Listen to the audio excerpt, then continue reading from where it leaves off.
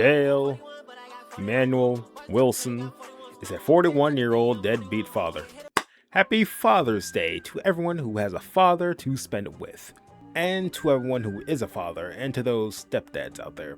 Now, I know everyone doesn't have a good relationship with their father. Believe me, I'm speaking from experience. Besides that, so to help lighten the mood of this possible crappy holiday, I'm going to be ranking fictional fathers from various medias, and I want to see who is the biggest deadbeat of all time. Who is the GOAT of being a piece of shit father? I'll just do anime, gaming, and television, movies, whatever. How many? Well, enough for 10 minutes or until I get bored. Let's get into it. Now let's start with the biggest mischaracterized deadbeat dad of all time, Son Goku. Now, if you LARPed Dragon Ball, or if your only exposure to Dragon Ball is from TikTok edits, or worse, DBZ abridged, then you'll probably think that Goku is a deadbeat dad. Well, firstly, fix your reading comprehension or you'll never get through the 3rd grade. Second, in what sense is Goku a deadbeat? In what sense? Well, let's see. When Raditz kidnapped Gohan, Goku, with the aid of Piccolo, of course, fought him to rescue little Gohan. However, in order to stop Raditz, Goku had to sacrifice himself. So, he couldn't really be there in Gohan's life because he's dead. Yada yada, Goku comes back, saves Gohan, promises him to take him fishing. I mean, after the whole Namek saga and the Frieza fight, he did take him fishing during the Cell saga, so go fucking figure. Anyway, Cell saga happens. Goku was so sure that Gohan was stronger than Cell, so he gave Cell a senzu bean, and in the end he was right. So would you look at that? Not only was he confident in his son, he also believed in him when everyone else clearly fucking didn't. So to rehash, he risked his life multiple times to protect his son, and again, he believed in him when everyone else didn't. And he sacrificed himself again to protect not only his first son, but his second son. I got to commend Son Goku. He had to hit it one more time before dying.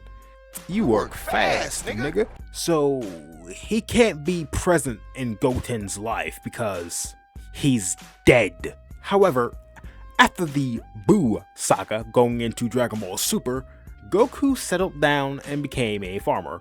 He told Gohan to become the scholar he always wanted to be, and he supported his decision, almost like he's a good dad or something. Not only that, but he is seen to be very much present in Goten's life, as if he loves his son or something. So yeah, some deadbeat, am I right? Goku's only flaw as a parent is being a battle-hungry Saiyan, but considering how these Saiyans, before Super I might add, treated their offspring, I think Goku is just fine. I mean, it's crazy considering that Goku raised Gohan, because even if you have a problem with Goku, Gohan is a way better father than Goku, if you want to go like that, and he's a better father than Vegeta, so congratulations Gohan, you did it, you're a good dad. But I'll let you know who the real deadbeat is. Well, he has what I call deadbeat tendencies, meaning while he's not an actual deadbeat, he had or has characteristics of one. And this honor goes to the Prince of all Saiyans, Vegeta. Need we all forget, Vegeta piped it down inside of Bulma, created Trunks. You think he'd be proud that his heritage, his race, the Saiyans, are still going to live on? Hell no, he wanted nothing to do with baby Trunks. Bulma, hell, even future Trunks. And this nigga was glazing his ass like crazy, only to discover that his daddy ain't shit. His ass wasn't present during birth, after birth, in the hospital room. All he cared about was surpassing Goku. So much so that he almost let Trunks and Bulma die in the helicopter crash caused by Dr. Gero. He just wanted to be the Saiyan that killed the androids. That's it. I mean, for fuck's sake, the only time Vegeta dropped the fucking act and decided to be a family man and take his family seriously is when Cell respawned after Goku's suicide attempt and straight up murked Trunks for no reason. Now you're giving a shit because your future son is fucking dead, you fucking fraud. Whew. I say this, but after Cell's saga, he does improve. He trains with Trunks, takes him to the amusement park, knocked out Trunks so he can kill himself to stop Boo. After coming back to life, he trained, bonded with Trunks, and he was very happy and excited about the birth of Bulma. So, while he was moving like a deadbeat, he did improve. He's an alright dad for now, but yeah, he was a real bitch. Now, if you decide to hop on the JoJo bandwagon because of Still Ball Run, firstly, welcome. Second, man, fuck you. This shit, man, fuck you. This shit has been out for years and you're just now hopping on. What, was it too weird? No shit, it's called the JoJo's Bizarre Adventures, you fuck. I digress. Welcome. But these new JoJo fans are getting on my nerves. These motherfuckers think they know what they are talking about, so let me enlighten you. No, Dio would not be a good fucking dad. I've seen a few posts here, there, mainly TikTok, that say Dio would have been a good father to Giorno. He would have been there for Giorno. Firstly, you sound stupid because if you actually consumed the media you are a fan of, you could see that Dio doesn't give a fuck about anyone other than himself. Maybe even Poochie. Besides that, Dio was slapping these girls and eating them after. Or he was slapping them and sending them to bed. Giorno was a fucking backshot baby, bro. No love was present during procreation. Dio does not give a fuck about Giorno's skinny ass. Not only one, but this nigga had 3 other children. 3 of them. You think he was present for any of them? Fuck no. He wasn't there for Giorno. He wasn't there for Donatello. He wasn't there for Rakai. And he wasn't there for Raquel. And he wasn't there for Angalo. I mean, have you seen that nigga? Who the fuck would be? Anyway, why are people saying he might be a good dad? Why are people saying he might be a good dad? It's the duel he acted from Eyes of Heaven. Of course it is. Of course. That little bit of fan service decided that Dio would have given a shit about Giorno. How could I be so blind? You know what else Eyes of Heaven had? It had a dual heat action between Jotaro, Part 3 Jotaro, mind you, and Jolene. Despite the fact these two are from different eras, you can get the sense that Jotaro cares about Jolene. It's almost like she's his fucking daughter or something. But let the new JoJo fans call him a bum. Call him the worst Joestar. Hop off my goat. He left his family, yes. But have you considered the following? Jotaro, before the White Snake incident, had the strongest stand at one point. Jotaro also killed Dio, which was established that Dio had a loyal following, not to mention members that nobody even knew about. Poochie, for example. So the possibility of running into a Dio minion out on the street, while it's very low, it's not impossible. Finally, in case some fans can't read, I'll spell it out for you. Stand users attract other stand users. Imagine the stress, anxiety, the tension Jotaro would have been under at all if he stuck around his wife and Jolene. Just imagine the scenario, right? It could be a nice family outing, and then suddenly a fucking caterpillar with a stand, Metalingus, turns his wife and child into steel pipes. His motivation for doing this because Jotaro didn't take out the fucking trash on trash day or something. While he isn't the greatest dad, he had a reason to not be present for their safety. Did these people not read Stone Ocean, watch it at all? Of course they didn't, because if they did, they would have watched and read the part where Jotaro failed to kill Poochie because he cared about the safety of his fucking daughter. Jotaro isn't a bum. He isn't trash. He is the greatest Joestar that ever existed. Hop off of my goat. In this house, Jotaro Kujo is a hero. End of story. Oh, I ain't done with the Joestar bloodline yet. You get over here, you fucking piece of shit. I'm talking to you, Joseph Joestar. Now, during the start of Stardust Crusaders, if you just believe that he only had Holly, then yeah, he's a good dad. Overprotective, a little overbearing, but he's a good dad. But Diamond is Unbreakable happened, and he had another child. And would you look at that, he was not present in Josuke's life, not fucking once. A deadbeat ass piece of shit and the cheater. He was there for Holly, I will say that, but overall, man, get the fuck out of here. Now, I realize that it can't be a deadbeat father competition without the greatest deadbeat of all, Yujiro Hanuma. Now, with Yujiro, even though he has 2 kids that we know of, this motherfucker was slinging dick like it was his Goku given right. Who knows how many seeds of Yujiro's out there on planet Earth. But let's look at his sons first. All things considering, Baki got the lucky end of the deal, seeing how Yujiro was at least present in his life in the beginning. He cut off all ties when he lost to him and he couldn't beat him. Years later, they fight again, and what do you know? Their little quarrel is over, and Yujiro respects Baki.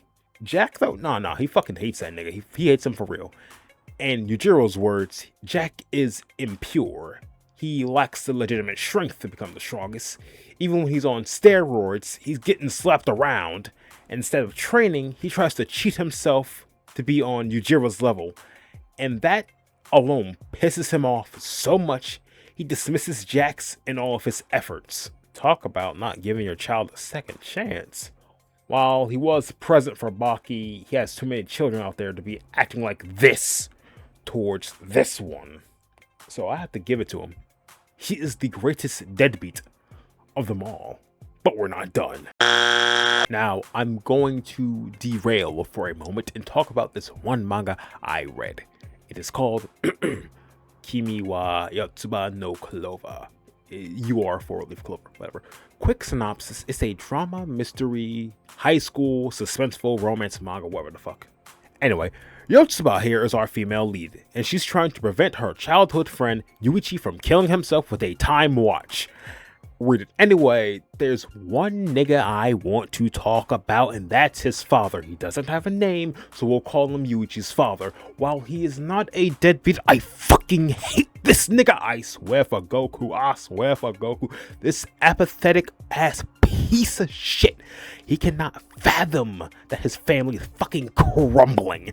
Everyone in this house, besides Yuichi, is a fucking worthless piece of shit. He thinks that fatherhood is just all sunshines and rainbows. This man would proudly be a cuck if it means his wife will be happy just for a minute, putting all the stress on Yuichi's ass. Meanwhile, his daughter decides to have a full-time job as a fucking lot lizard. And he thinks he could just keep on smiling, and he thinks he's doing a good job. He's not a deadbeat. I just fucking hate him so much, bro. So I'll put him in a special little spot. He's a D1 bum. In celebration of Yujiro Hanuma being introduced to Tekken 8, let's put 2 of the biggest deadbeats together to see who will win.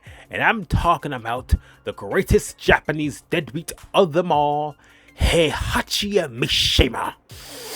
Now, Heihachi, he was just doing some research, to see if the devil gene can be inherited from parents. You know, it was just research. There's nothing wrong with that. Nothing serious. So he decides to go out and lay some mad pipe to over 20 different women. Besides training Kazuya and then throwing his ass off the cliff to test his strength. I mean, it did work.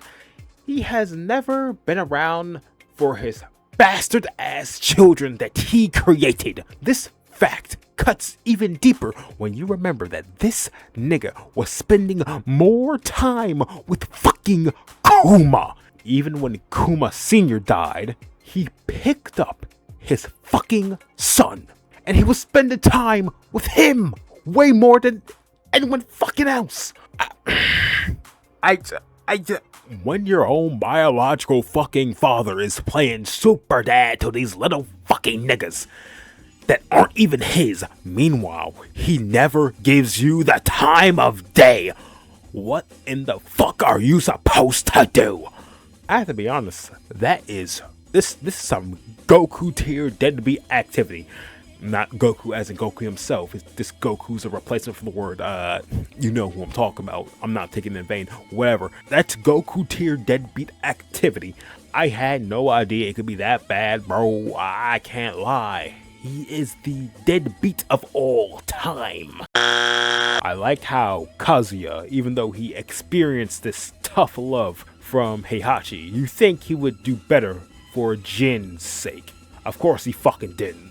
I mean, he picked up from his dad after all, so congratulations, you're a fucking deadbeat. Now, let's switch it up a bit. It's time to talk about gaming's greatest father. And I'm talking about Kratos. It's Kratos. Shut up! Now, this isn't tricky to understand. In God of War 1, Kratos was under the command and he was tricked by Ares into killing his family. RIP. In Chains of Olympus, he dies. The end. No. He wakes up in the Elysium. The afterlife, by the way. That's what it is, the afterlife. There, he is reunited with his family. However, Persephone was planning on destroying Elysium. The dead will never rest in peace, if she succeeds, that is. Thus came the infamous God of War QTE, abandoning your daughter. Now, with no context, it's funny as all hell. But when you realize he sacrificed his happiness with his family just so they can rest peacefully in the afterlife, you understand why this is the longest cutscene QTE of all God of War games. It's not like he's doing this because he wants to. He is distancing himself so that they can live a peaceful life in the afterlife. That's why he did it. Now, you can say in the Ragnarok series of God of War, he is atoning for what he did. I mean, he is raising Atreus instead of leaving him or killing him on accident. So as it stands with old Kratos, well, the craziest thing about Kiryu Kazuma is that he did not conceive with any woman to create Haruka, not even with Yumi. And yet the way he treats her, it's almost like she came from his fucking nuts. Not only that, even though she calls him Uncle Kaz, not only that, but Morning Glory Orphanage, where he's raising 10 different children that aren't even his, mind you, and he hasn't complained not once. I commend you. That is some Goku tier father behavior. We need more motherfuckers like you, Kiryu Kazuma.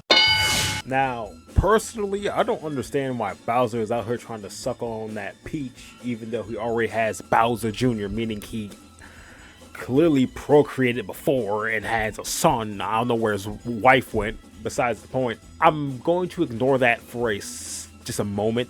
Even though he tries to force Peach to be Junior's surrogate mother, he doesn't let that distract him, nor does he use it as an excuse to abandon Junior.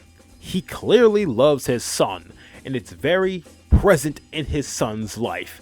Even though he tried to manipulate him to do his bidding a few times, he only sees him as a minion for a few times, and disregarded his ideas sometimes, whatever, you get the point. As video game fathers go, especially those who are villains, he is surprisingly one of the best examples of a game dad that exists. Now that's crazy. Okay, look, obviously, most people won't be interested in this list. Unless I add someone from a ball or gun game, I'm gonna go with GTA. Michael D. Santa. Or Chandler, whatever the fuck. Now, Michael is a criminal, he's a thief, he's a fucking murderer, and he cheats. However, in regards of his kids, he's not that bad. Not to say he's a good father, but he was present in Jimmy and Tracy's life. He will take lives for them, partake in chases, deal with stalkers, and of course give them money, because that's what a good dad does. Where does he get this money? It's best you don't ask. He isn't the nicest father, but it's better to be stern than to be a wimp and ignore everything like one piece of fucking shit I've talked about before. That mother. Let's move on. Now, John Marston here. Yeah, he was present in little Jack's life. Little Jackie Marston here. He ought to, yeah, at the same time he wasn't. But when he was always, going out, killing, robbing. But at the same time, he was present. But at the same time, he wasn't. I mean, in Red Dead 1, you could excuse that Agent Ross and the government had his family, under watch, locked away, more like on the watch. So, yeah, he couldn't really be around Jack a lot.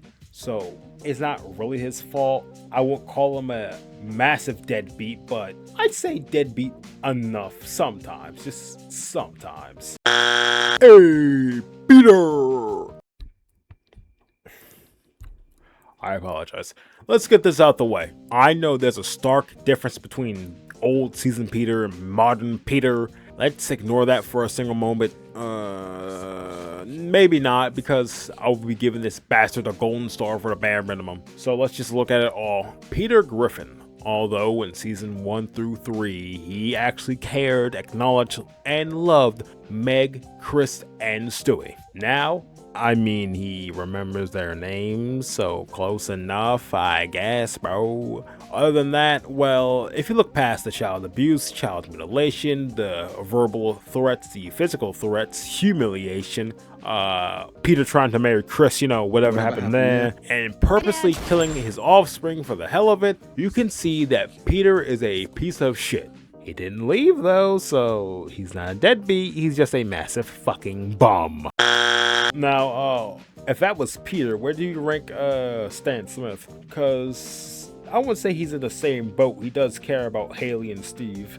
Sometimes he'll be a bit violent, be abusive, but other times he really is adamant about his children. I wouldn't call him necessarily a deadbeat, but the tendencies, they are strong. So, yeah. Now, Brian, on the other hand, not only did he have a child who was a BSB, see before, not only was not present in his life, not only did he drop communications with Dylan after meeting him, like, how do you do that? But the one fucking time Dylan has something positive happen in his life, starring in the Disney show. I didn't know it could get that bad. Brian has to shove himself in there like he did something, like he's all that, like he helped Dylan get to this point. He didn't do shit. It's the classic cliche of the absent parent who only appears to reap the rewards of the child who actually worked hard for it. Actual fucking parasites. A total fucking deadbeat. Get on the list, you fuck ass nigga. Whew. Okay, calm myself now. So I'm gonna calm myself like this. What's crazy? Doofenshmirtz, even though he's trying to rule and take over the world in the tri-state area, when it comes to Vanessa, he's on fucking point. He's locked and loaded. Like, he doesn't play when it comes to his daughter, and he's the bad guy, mind you. I mean, who could forget this classic scene?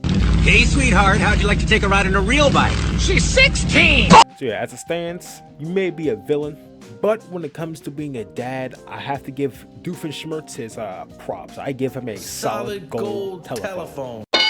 Clay Puppington from Moral Order is an interesting case because his character is conflicting at times. When you learn about his past, you understand that he was never at fault for how he turned out, besides Blowberta.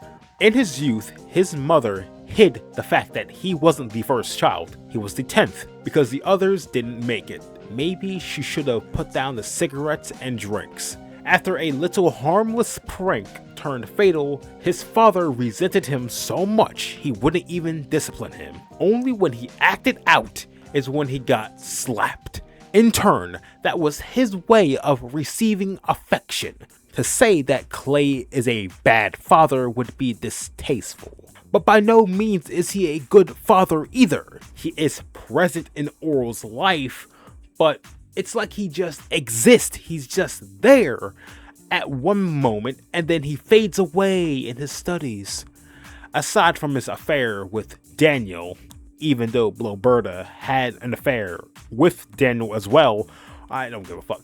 Leaving Shapey with the wrong family at one point for months on end, and not even giving a shit. Granted, it's not his kid, so why would he care? Clay isn't a deadbeat at the same time. He isn't a good father either. I mean, he shot Oral after all, and went to sleep like it was nothing. And when everyone knew about this little accident, he put the blame that Oral shot himself, or the bear shot him, or whatever the fuck. And not to mention, during the finale, that little speech that was supposed to be directed towards Oral was more directed towards Daniel. So, yeah. Oh, this fucking piece of shit. Oh, this fucking waste of space. Oh, this fucking Neanderthal. Let me explain. Buck Cluck, you fucking cuck. Fuck you, Mr. Buck Cluck, you cucking fucking fuck. In this Disney animated movie, Chicken Little, this whole thing, this whole person, I would want to classify him as this thing is the prime example of a fake piece of shit who doesn't care about his son, who is embarrassed to even be around him or near his son, who doesn't even stand for his son at all. Only when he's reaching his fucking peak, like I said before. Now, I get it. I was one of them. Kids, they say stupid shit, dumb shit, annoying shit. When you're a parent having to deal with that and real world issues, I know it could be stressful as all hell. But the one thing parents shouldn't do is be embarrassed by, from, or of their child. Nigga, you made it. Embrace it. Honor it. Buck Cluck the fucking cuck can't even stand on business in regards of Chicken Little. When the town is against you, even your own dad. At that point, what do you even do? What should you do as a child? Your own creator doesn't even fuck with you. This fucking bum-ass nigga. He may have been present, but honestly, he deserves his own tier as the biggest fucking bum of all time. Now just remember, during this holiday season that is Father's Day, regardless if you, the viewer, had a good father in your life, an absent one, or even a stepdad, just remember that Daily Mail Wilson is a 41-year-old deadbeat father. Thanks for watching.